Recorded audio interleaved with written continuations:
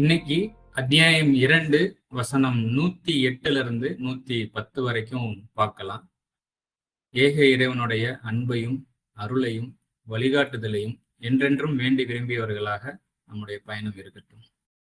Am துரிதூன an தஸ்அலு ரசூலக்கும் comma சுஈல மூசா மின் கபலு வமன் யதபத்தலில் குஃபுர bill ஈமானி Fahadh லல்ல சவாஅ சபீல் வத்த கசீரு மின் அஹ்லில் கிதாபி லவ் யருத்தூனக்கும் மிம் பகுதி ஈமானிக்கும் குஃபாரன் ஹசதன் மின் இந்தி அன்ஃபுசிஹிம் மிம் பகுதி மா தபையன லஹுமுல் ஹக் ஃப அஹ்ஃபு வ அஸ்ஃபஹு ஹத்தா யக்தி அல்லாஹு பி அம்ரிஹி இன்னல்லாஹ அலா குல்லி ஷையின் கதீர் வ அகீமு ஸலாத்த வ ஆத்து ஸகாத்த வமா துகத்திமு லி அன்ஃபுசிக்கும் மின் ஹைரி தஜிதூஹு இந்தல்லாஹி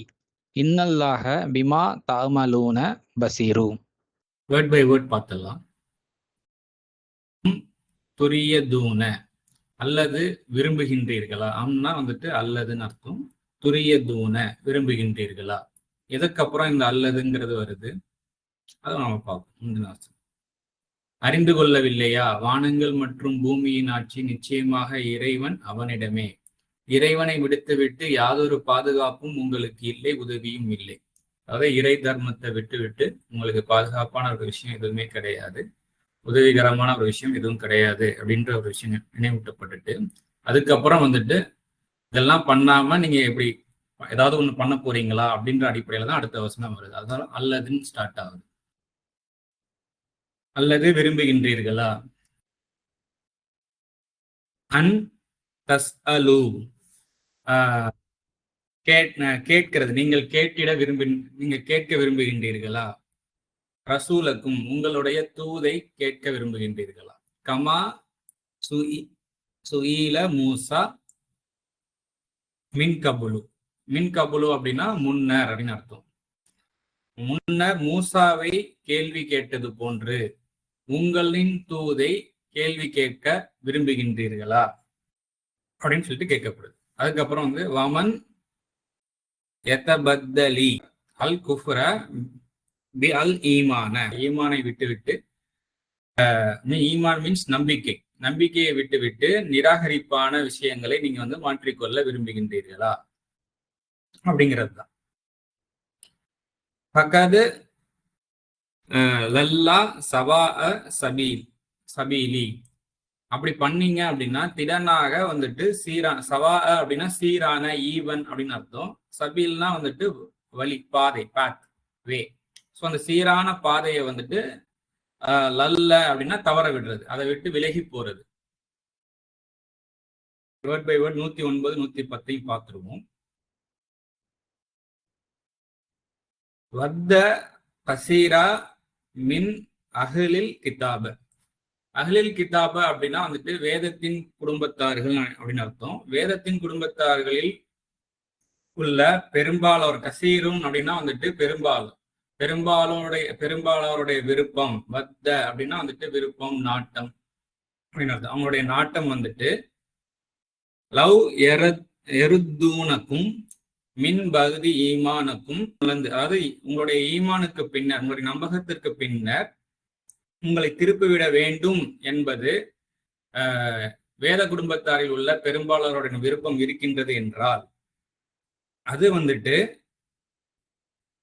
சத்தியம் அவர்களுக்கு, அதாவது அல் ஹக்குன்னு இருக்குது இல்லையா, இங்கிருந்து நம்ம ஆரம்பிப்போம். சத்தியம் அவர்களுக்கு தபையன அப்படின்னா தெளிவானதன் அப்படின்னு அர்த்தம். மின் பகுதி அப்படின்னா பின்னர். சத்தியம் அவர்களுக்கு தெளிவானதன் பின்னரும், அன்ஃபுசிஹிம் அப்படின்னா அவர்களுடைய ஆன்மாக்களில், மின் இந்தி அன்ஃபுசிஹிம் அப்படின்னா அவங்களோட ஆன்மாக்கள் தரப்புல, அவங்களுடைய ஆன்மாக்களுக்குள்ள இருக்கக்கூடிய குஃபாரன் அசதன். இந்த ரெண்டும், அதாவது குஃபாரன்னா நிராகரிப்பு, நன்றியற்ற தன்மை, அசதன்னா பொறாமை, ஜெல்லஸ். இந்த ரெண்டுத்தின் காரணமாகத்தான் வேதத்தை அறிந்தும் வேத கோட்பாடுகளை அறிந்தும் அதற்கு மாற்றமாக நடக்கிறது மட்டும் இல்லாம அதன்படி வாழணும்னு நினைக்கிறாங்க இல்லையா, அவங்களையும் வந்துட்டு அதன்படி வாழ விடாம தடுக்கிறதுக்கு வந்துட்டு முயற்சி பண்றாங்கன்னா அதுக்கு என்ன காரணம் அப்படின்னா அவங்களுக்குள்ள இருக்கக்கூடிய பொறாமையும் நன்றியற்ற தன்மையும் தான் அப்படின்னு சொல்லப்படுது. அந்த மாதிரி இருக்கும்போது அந்த மாதிரியான சூழல்களை நீங்க ஃபேஸ் பண்ணும்போது என்ன பண்ணணும் அப்படிங்கிறது அடுத்து வருது. நீங்க அதை வந்துட்டு சகித்துக் கொள்ளுங்கள். இன்னும் பொறுத்து கொள்ளுங்கள், அதை கடந்து செல்லுங்கள். ஹத்தா எதுவரை அப்படிங்கிற ஹத்தானா அன்டில் அப்படின்னு அர்த்தம். ஹத்தா எல்தி அல்லாஹு பி அம்ரிஹி, இறைவன் அல்லாஹ்னா இறைவன் பி அம்ரிஹி அவனுடைய கட்டளையை அவனுடைய காரியத்தை கொண்டு வரும் வரை நீங்கள் சகித்தும் கொள்ளுங்கள், பொறுத்தும் கொள்ளுங்கள். இன்னல்லாக அலா குல்லி ஷையின் கதீர், நிச்சயமாக இறைவன், இன்னல்லாக அப்படின்னா நிச்சயமாக இறைவன், அலா குல்லி ஷையின் ஒவ்வொரு விடயத்தின் மீதும், கதீரும் அளவிடுபவனாக இருக்கின்றான், அளவிடுபவனாக உள்ளான். அடுத்த வசனத்தையும் பார்த்துருவோம். வகீமு சலாத்த, தொடர்பை நிலைநாட்டுங்கள். சலாத் என்பது தொடர்பு, கனெக்ஷன். இறைவன் கட்டளையோட மனசார இறைவனோட எப்பவுமே தொடர்பை வந்துட்டு நீங்க நிலைநாட்டியபடி இருங்கள். வகீமு சலாத்த வாத்து ஜக்காத்த அப்படின்னா வந்துட்டு ஜக்காத் அப்படின்னா வந்துட்டு தூய்மை. ஆத்துனா பிரிங், கொண்டு வருதல் அப்படின்னு அர்த்தம். ஸோ தூய்மையை கொண்டு வாங்க உங்களுடைய வாழ்க்கையில. ஸோ இந்த மாதிரி வேதம் கொடுக்கப்பட்டவர்கள் கிட்ட இருந்து இடையூறுகள்லாம் இருக்கு இல்லையா, இந்த மாதிரியான இடையூறுகள் எல்லாம் இல்லாம ஆகும் ஒரு கட்டத்துல. அப்போ அது வரைக்கும் கொஞ்சம் சகித்துக் கொள்ளுங்கள், பொறுத்துக் கொள்ளுங்கள். அதுக்கு இடைப்பட்ட காலங்கள்ல நம்மளை வந்துட்டு ஏதோ ஒரு சின்ன சின்ன குறைகள் இருக்க போய் தான் அந்த மாதிரியான விஷயங்களை எல்லாம் கொஞ்சம் ஃபேஸ் பண்றோம். அதன் மூலயமா நம்ம பக்குவப்படுறோம், பண்படுறோம். ஸோ அந்த பக்குவமும் பண்படுறதையும் நல்ல அழகான முறையில உறுதிப்படுத்திக்கிறதுக்கு தொடர்பை நிலைநாட்டி அந்த தூய்மைக்கு பக்கம் வாருங்க. வாத்து ஜக்காத்த வமா துகத்திமு லி அன்ஃபுசிக்கும் மின் ஹைரின், அதாவது மின் ஹைரின் அப்படின்னா நல்லதுல இருந்து, ஹைரின் நம்ம சொல்லுவோம்ல நல்லது அப்படின்னு சொல்லுவோம், நல்லது சிறப்பானது. ஸோ மின் ஹைரின்னா சிறப்பானதிலிருந்து, லீ அன்ஃபுசிக்கும்னா உங்களுடைய ஆன்மாக்களுக்காக, கத்திமு அப்படின்னா எதை முற்படுத்துகின்றீர்களோ அதை வந்துட்டு நீங்க தஜிதுஹு இந்தல்லாஹி, அதை நீங்க வந்துட்டு கண்டுகொள்வீர்கள் இறைவன் தரப்பில். இந்தல்லாஹி அப்படின்னா வந்துட்டு இறைவன் தரப்பில் அதை நீங்க வந்து கண்டுகொள்வீர்கள். பிமா தமலூன் பசீரூன், நிச்சயமாக இறைவன் நீங்கள் செய்பவற்றுடன் நீங்கள் செயல்படுவதுடன், பசீருன் அப்படின்னா வந்துட்டு பார்த்தவனாக இருக்கின்றான். தமலூன் பிமா தமலூன்னா நீங்கள் செயல்படுவதுடன், பசீருன் பார்த்தவனாக உள்ளான் அப்படின்னு சொல்லப்படுது. இப்ப ஹோல் வசனத்தையும் மொத்தமா பார்த்து, அல்லது முன்னர் மூசாவை கேள்வி கேட்டது போன்று உங்கள் தூதை நீங்கள் கேள்வி கேட்க விரும்புகின்றீர்களா? எவன் நம்பிக்கையானதை நிராகரிப்பால் மாற்றுகின்றானோ திடனாக சீரான வழியை தவறவிடுகின்றான். ஸோ நம்பிக்கையை வந்துட்டு நிராகரிப்பான ஒரு என்ன சொல்றது, ஒரு குதர்க்கமான கேள்விகளை கொண்டு, தேவையற்ற கேள்விகளை கொண்டு நம்பிக்கை மிக்க விஷயங்கள், பாதுகாப்பான விஷயங்களை வந்துட்டு மாற்றிக்கொள்கின்றீர்களா? அப்படியான உங்களுடைய கேள்விகள் அமையுது அப்படின்னா திடனாக நீங்க வந்து சீரான வழியை வந்துட்டு தவற விடுறீங்க அப்படிங்கிறது இங்க நினைவூட்டப்படுது. இதற்கு தொடர்புடைய வசனம், அதாவது மூசாவை கேள்வி கேட்டது போன்றுன்னு சொல்லிட்டு சொல்லப்படுது இல்லையா. ஸோ இதுக்கு முன்னாடி மூசாவிடம் எப்படிலாம் கேள்வி கேட்டிருக்காங்க அப்படிங்கிறத பாக்குறதுக்கு சில வசன எண்கள் இங்க போட்டிருக்கேன். அத்தியாயம் 2 வசனம் 55, 2:61, 67 71. ஸோ இதுல சில கேள்வினா, இறைவனை நாங்க நேரா காணும் வரை வந்து நாங்க நம்பிக்கை கொள்ளவே மாட்டோம் அப்படின்னு சொல்லிட்டு சொல்றாங்க. ஸோ அதெல்லாம் வந்துட்டு ஒரு அர்த்தமற்ற கேள்வி. ஏன்னா அதுக்கு முன்னாடி வந்துட்டு ரொம்ப அடிமைப்பட்ட ஒரு வாழ்க்கையில இருக்கிறாங்க. அப்ப அவங்க நீங்க கொஞ்சம் வருந்தி திருந்தி நீங்க வந்துட்டு சீர்பட்டு வரும்போது உங்களுக்கு அதுல இருந்து மீட்சி கிடைக்குங்கிற அடிப்படையில அவங்களுக்கு அதன் அடிப்படையில ஒரு மீட்சியும் கிடைச்சது. கண் கூட பாக்குறாங்க, பெரும் ஆபத்துல இருந்து காப்பாற்றப்பட்ட விஷயங்கள்லாம் பாக்குறாங்க. ஸோ நம்மளை நாமே சீர்படுத்திக்கிட்டு வரும்போது இறைவனுடைய கருணையில வாழ முடியும் அப்படிங்கிறதெல்லாம் அவங்க ரியலைஸ் பார்த்துமே வந்துட்டு இந்த மாதிரி விஷயங்களை வந்துட்டு கவனத்துல கொண்டு மேலும் மேலும் வந்துட்டு அதுல அத்தாட்சிகளின் பக்கம் கவனம் செலுத்தி நம்பிக்கை உறுதியை வளர்த்து கொள்ளாமல் வீணான கேள்விகள், அர்த்தமற்ற கேள்விகளை தொடர்ந்து வந்துட்டு போஸ்ட் பண்றாங்க. அது வந்து எடுத்து சொல்றவங்களுக்கு ரொம்ப ஒரு வருத்தத்தை ஏற்படுத்தும். தான் லேசா எடுத்து சொல்லி அதுக்கப்புறம் அவங்களே சிந்திச்சு மேலும் மேலும் அவங்கள வந்துட்டு மேன்மைப்படுத்திக் கொள்ளும் பொழுது எடுத்து சொன்னவங்களுக்கும் அழகான ஒரு அமைதியை தரும். அது மாதிரி இல்லாம கேள்விகள் இன்னும் பக்கரத்தை வந்து நீங்க வந்துட்டு துண்டியுங்கள், அருங்கள் அப்படின்னு சொல்லப்படுது. ஸோ பக்கரத் அப்படின்ற ஒரு வார்த்தை வந்துட்டு நார்மலா வந்துட்டு பசுமாடு அப்படின்னு சொல்லிட்டு மொழியாக்கம் பண்ணியிருப்பாங்க. அதுக்கு பசுமாடு என்ற ஒரு அர்த்தம் இருந்தாலும் அந்த யூசுப் நபி அத்தியாயத்துல வந்துட்டு அதுக்கு வந்துட்டு ஒரு விளக்கம் அமைக்கப்படுது. அதாவது உங்களுடைய சேவிங்ஸை வந்துட்டு நீங்க கட் பண்ணி மித்தவங்களுக்கும் ஸ்லைஸ் பண்ணி மித்தவங்களுக்கும் கொடுங்க அப்படிங்கிற ஒரு விளக்கம் வந்துட்டு யூசுப் நபியினுடைய விளக்கத்துல இருந்து நம்ம எடுத்துக்கொள்ள முடியுது. பக்கரத்தை அருங்கள் அப்படின்னு சொல்லும் போது.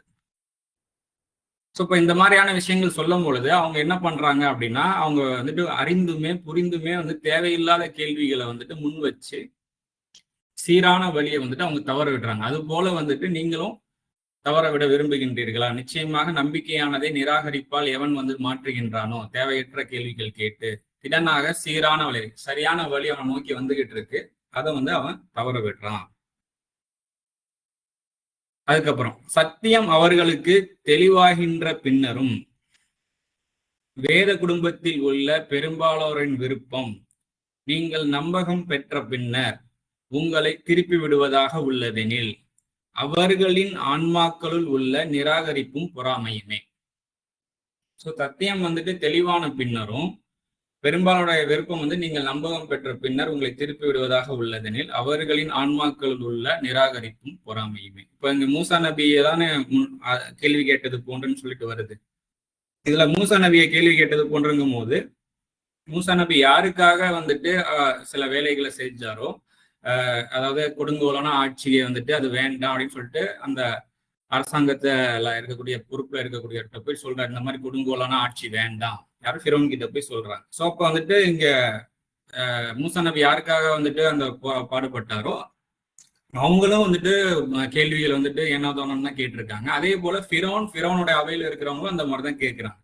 ஸோ இப்போ அவங்களுமே வந்துட்டு ஒரு கட்டத்துல சத்தியம் இதுதான், நம்ம இந்த மாதிரி பொடுபோக்கா ரொம்ப கொடுமையான ஆட்சிகள், அடிமைத்தனம் படுத்தக்கூடிய ஆட்சி நம்ம பண்ணோம் அப்படின்னா நாட்டுல அமைதி நிலவாது, எந்த நேரமும் ஏதாவது குழப்பம் இந்த மாதிரி தான் இருந்துகிட்டு இருக்கும், இது சத்தியம் தானே அப்படிங்கிறது அவங்களுக்கு தெளிவான பின்னரும் மூசா நபி சொல்லக்கூடிய அந்த விஷயம் வந்து சத்தியம் தான் அப்படின்னு தெளிவான பின்னரும் அதை ஏற்க மறுப்பதற்குண்டான காரணம் என்ன அப்படின்னா, இவன் சொல்லி நான் என்ன கேட்கிறது அப்படின்ற ஒரு பெருமை, அதுக்கப்புறம் வந்துட்டு நம்மளுக்கு கிடைக்காத விஷயம் இவனுக்கு கிடைச்சிருச்சா அப்படின்ற ஒரு பொறாமையினாலதான் அந்த சத்தியத்தை வந்துட்டு ஏற்கிறதுக்கு வந்துட்டு மறுக்கிறாங்க. அந்த சத்தியத்தை சொல்றவனையும் நீ வந்துட்டு சொல்லுவாங்க, ஃபிரௌன் சொல்லுவான், நீ நாங்க சொல்றபடி நீ வரல அப்படின்னா நீ வந்துட்டு நான் உன்னை நாடு கடத்துருவோம், இல்லாட்டினா உன்னை வந்துட்டு கொன்றுவோம் அப்படின்னு சொல்லிட்டு ஃபிரௌன் வந்து மிரட்டுறான். அவனுக்கு சத்தியம் தெளிவான பின்னரும் இந்த மாதிரி சொல்றான் அப்படின்னா அவனுக்குள்ள இருக்கக்கூடிய குஃபர், நன்றியற்ற தன்மை. குஃபர் அப்படின்னா வந்துட்டு நிராகரிப்பு, அப்புறம் நன்றியற்ற அப்படின்ற ஒரு அர்த்தம் இருக்கு. இந்த ரெண்டும், அதுக்கப்புறம் ஜெல்லசி, பொறாமை, இதுதான் காரணம். ஸோ அந்த மாதிரி இருக்கும்போது நீ வந்து நிதானத்தை மேற்கொள்ளுங்க, கொஞ்சம் சகித்து கொள்ளுங்க, பொறுத்து கொள்ளுங்கன்னு சொல்லப்படுது. அவசரப்பட்டு எதுவும் நீங்க முடிவு பண்ணிட வேண்டாம், இது உங்களுக்கான ஒரு சோதனை அப்படிங்கிற அடிப்படையில அடுத்த வார்த்தை சொல்லப்படுது. ஆக இறைவன் தனது காரியத்தை கொண்டு வரும் வரை சகித்து கொள்ளுங்கள், பொறுத்தும் கொள்ளுங்கள். நிச்சயமாக இறைவன் ஒவ்வொரு விடயத்தின் மீதும் அளவிடுபவன். ஸோ எல்லாத்தையும் மெஷர் பண்ணிக்கிட்டு இருக்கிறான். நம்ம எப்படி எந்த அளவுக்கு வந்து இறை தர்மத்துல வாழ்றோம், எந்த அளவுக்கு அதுல உறுதியா இருக்கிறோம் அப்படிங்கிறதையும் மெஷர்மெண்ட் நடந்துகிட்டு இருக்கு. அதன் பக்கம் விருப்பம் அமையும் போது உறுதிப்படுத்தப்பட்டுக்கிட்டும் இருக்கு. இன்னொன்னு வந்துட்டு இறை தர்மத்துக்கு மாற்றமா செயல்படுறாங்களே, தொடர்ந்து அதுலதான் இருக்கிறானா இல்ல மாறுறதுக்கு சீர்படுறதுக்கு ரெடியா ஆகுறாங்களா அப்படின்ற அடிப்படையில எல்லா பக்கமும் வந்துட்டு ஒரு மெஷர்மெண்ட்ஸ் நடந்துகிட்டு இருக்கு. நிச்சயமாக இறைவன் ஒவ்வொரு விடயத்தின் மீதும் அளவிடுபவன். ஆக வந்துட்டு இறைவன் தனது காரியத்தை கொண்டு வரும் வரை சகித்துக் கொள்ளுங்கள், பொறுத்தும் கொள்ளுங்கள் இங்கே சொல்லப்படுது. ஸோ இந்த சகிப்பையும் பொறுமையுமே வந்து இறைவன் கிட்டதான் நம்ம கேட்க வேண்டியிருக்கு.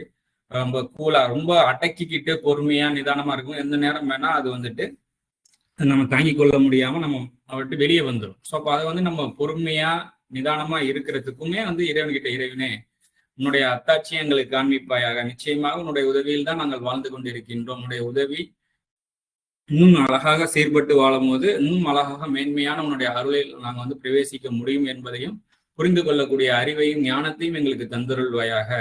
உன்னுடைய சமாதான வழியில் என்றென்றும் வாழக்கூடிய பாக்கியத்தை எங்களுக்கு தந்தருள்வாயாக அப்படின்ற அந்த பிரார்த்தனை வந்து இங்க நினைவூட்டப்படுது. அதுக்கு அடுத்தது வகீமு சலாத்த, அதாவது தொடர்பை நிலைநாட்டுங்கள், தூய்மையை கொண்டு வாருங்கள், சிறப்பானதிலிருந்து உங்களின் ஆன்மாக்களுக்காக நீங்கள் முற்படுத்துகின்ற எதுவாயினும் இறைவனிடம் அதை கண்டுகொள்கின்றீர்கள்.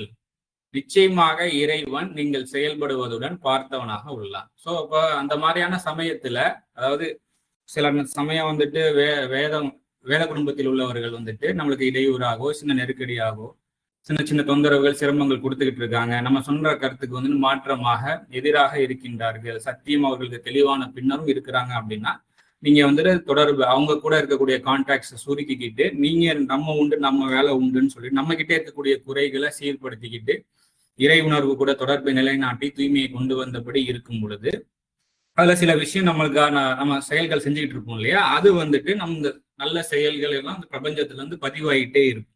ஸோ அதனுடைய ரிட்டர்ன் வந்துட்டு இறைவன் தரப்பிலிருந்து நிச்சயமாக நாம் கண்டுகொண்டுதான் இருக்கின்றீர்கள் சொல்லப்படுது. நிச்சயமாக இறைவன் நீங்கள் செயல்படுவதுடன் பார்த்தவனாக உள்ளான்.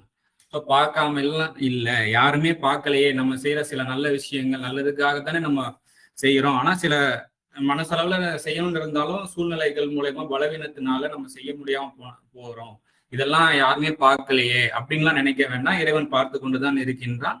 நம்மள அழகான முறையில படிப்படியா நம்மளை பலப்படுத்தி கொண்டும் தான் இருக்கின்றான். நம்ம எந்த அளவுக்கு வந்துட்டு அந்த சர்வ வல்லவன் இறை பேராட்டல் மேல வந்துட்டு தொடர்பு நிலைநாட்டி தூய்மையை கொண்டு வந்தபடி இருக்கின்றோமோ அந்த அளவுக்கு நம்ம பலப்படுவோம் அப்படின்ற நினைவூட்டல் வந்து இங்க கொடுக்கப்படுது.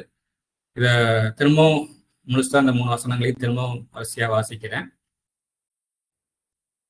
அல்லது முன்னர் மூசாவை கேள்வி கேட்டது போன்று உங்கள் தூதை நீங்கள் கேள்வி கேட்க விரும்புகின்றீர்களா? அல்லது முன்னர் மூசாவை கேள்வி கேட்டது போன்று உங்கள் தூதை நீங்கள் கேள்வி கேட்க விரும்புகின்றீர்களா? உங்களுக்கு வரக்கூடிய தூது செய்தியை அப்படின்னு அர்த்தம். எவன் நம்பிக்கையானதை நிராகரிப்பால் மாற்றுகின்றானோ திடனாக சீரான வழியை தவறவிடுகின்றான். சத்தியம் அவர்களுக்கு தெளிவாகின்ற பின்னரும் வேத குடும்பத்தில் உள்ள பெரும்பாலோரின் விருப்பம் நீங்கள் நம்பகம் பெற்ற பின்னர் உங்களை திருப்பி விடுவதாக உள்ளதெனில் அவர்களின் ஆன்மாக்களுள் உள்ள நிராகரிப்பும் பொறாமையுமே.